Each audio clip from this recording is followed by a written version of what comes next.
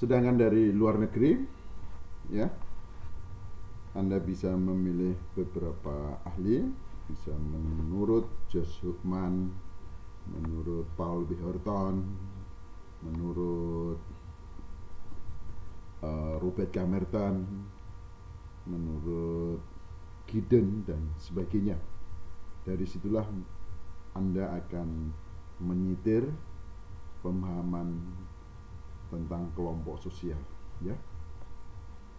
Mengenai yang lain, yaitu mengenai fungsi kelompok sosial. Apa fungsi kelompok sosial? Nanti di dalam fungsi kelompok sosial itu nanti dibedakan menjadi fungsi kelompok sosial bagi individu dan fungsi kelompok sosial bagi kelompok atau masyarakat, ya.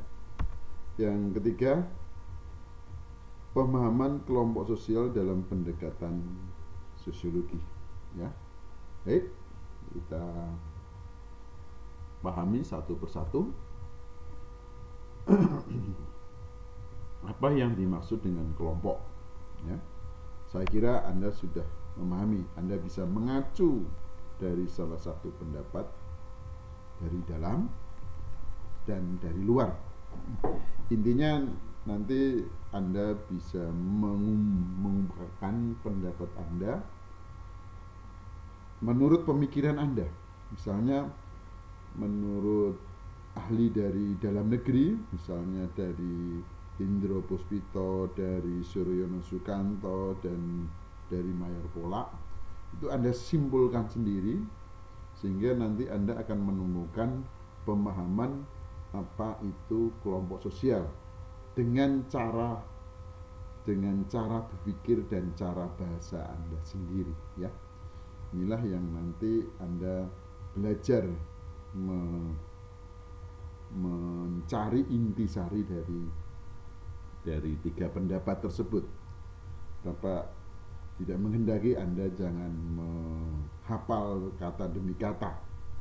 Itu sesuatu yang tingkat pengetahuan yang kurang baik kalau sifat menghafal itu. Memahami, mengambil intisarinya sehingga Anda menyampaikan pendapat Anda yang mengacu atau berreferensi pada mereka. Ya. Begitu pula nanti menurut pendapat dari luar negeri, ya. Giddens kah atau, ya, saya ambilkan contoh menurut pendapat Giddens, suatu kelompok sosial yang terstruktur di mana mereka memiliki suatu hubungan timbal balik yang teratur yang ada di dalam masyarakat. Nah, ini nanti bisa Anda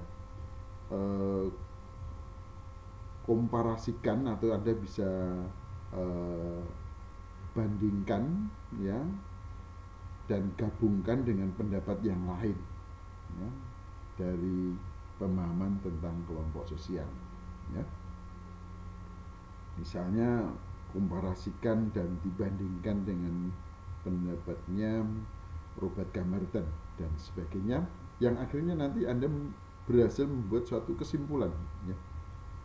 Keberhasilan Anda di dalam membuat kesimpulan itulah merupakan suatu tahap dinamika Anda, keperkembangan kemajuan Anda dalam menguasai sebuah ilmu, ya.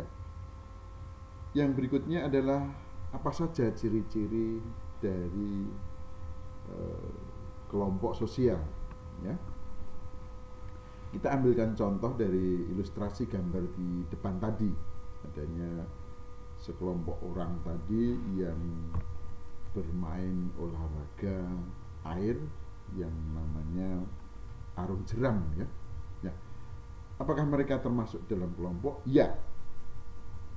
Apakah mereka teratur atau tidak? Nanti Anda identifikasi, ya. Baik, Bapak sampaikan apa itu ciri-ciri kelompok sosial, ya. Pertama, setiap anggota sadar bahwa dirinya merupakan bagian dari kelompok, ya.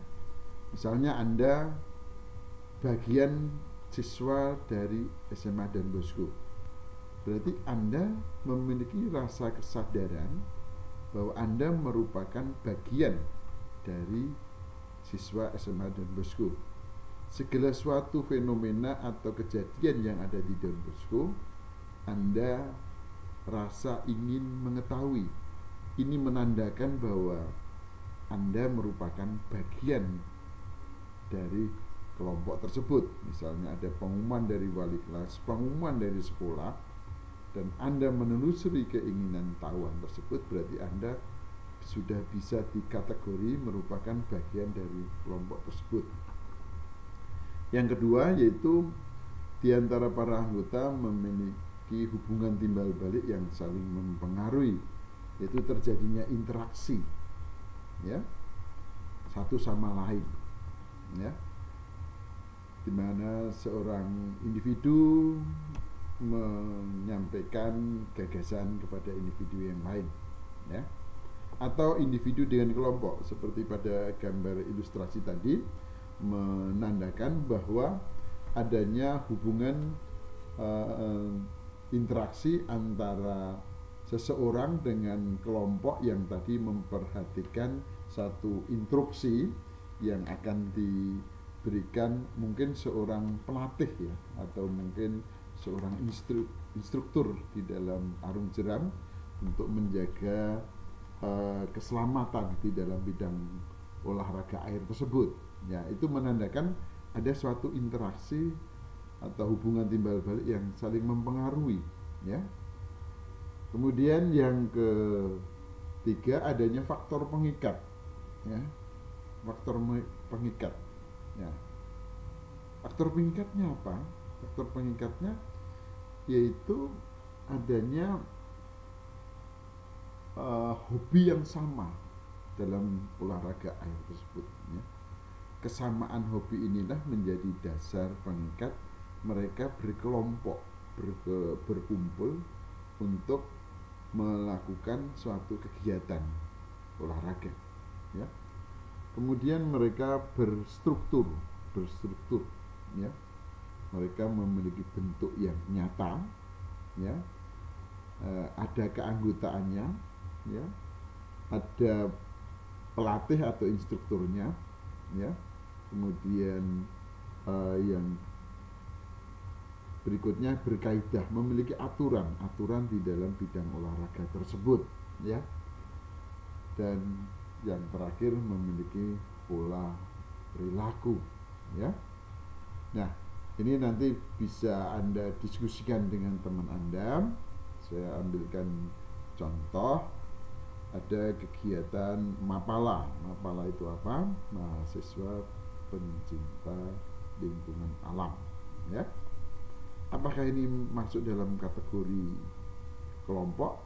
Nah, nanti bisa Anda diskusikan dengan teman Anda. Berikutnya, fungsi kelompok sosial. Fungsi kelompok sosial dibedakan menjadi dua, ya, yaitu fungsi kelompok sosial bagi individu atau bagi seseorang, dan yang kedua fungsi kelompok sosial bagi masyarakat,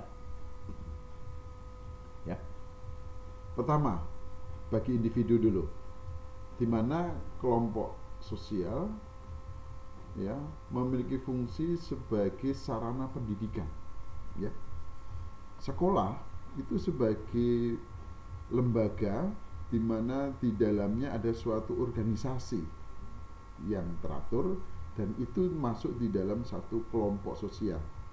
Sekolah memiliki fungsi yang real bagi Anda sebagai sarana pendidikan, karena sekolah bertujuan untuk mewariskan, ya,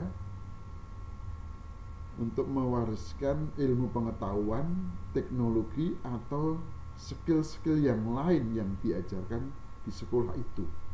Jadi kalau Anda ingin